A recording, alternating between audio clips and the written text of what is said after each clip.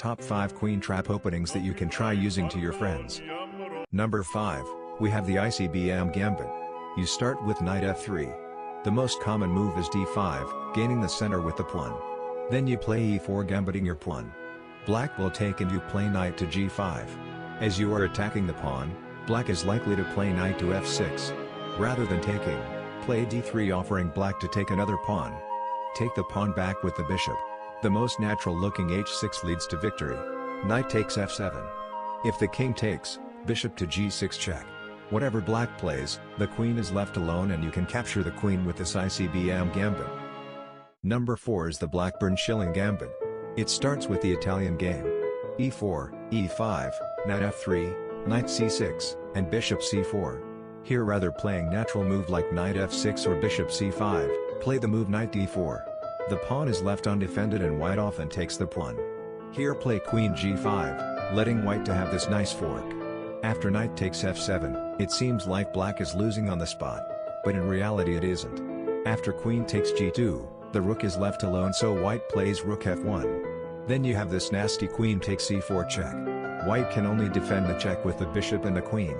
If white defends with the bishop, you actually have checkmate. So, white is forced to lose the queen. Before introducing the 3 more openings, I have one little request to all. If you are enjoying this video, please hit the like and subscribe button. Number 3 starts with d4, e5, the Englund Gambit. After pawn takes c5, play bishop c5. Black will most likely play knight f3 developing his piece. And you play d6, offering white to take another pawn. The important key from here is to pre-move the knight e7. This is crucial. After white takes the pawn, act as if we lost the knight due to the pre-move. Oh no, my knight! My knight's not defended. After white happily takes the knight, you won the queen. Bishop takes f2 check, king is forced to take the bishop. And you can happily capture the left alone queen. Number 2 is from the Scandinavian defense. e4, d5, pawn takes d5, queen takes d5, knight c3, and queen a5. Here, you play before, gambiting your pawn. This is the Leonhardt Gambit. After the pawn sacrifice, play knight b5 threatening a fork. Black's best move is to defend the fork with the queen by playing queen a5. Then play the waiting move, bishop c4. If black plays c6 or a6, you've won the game.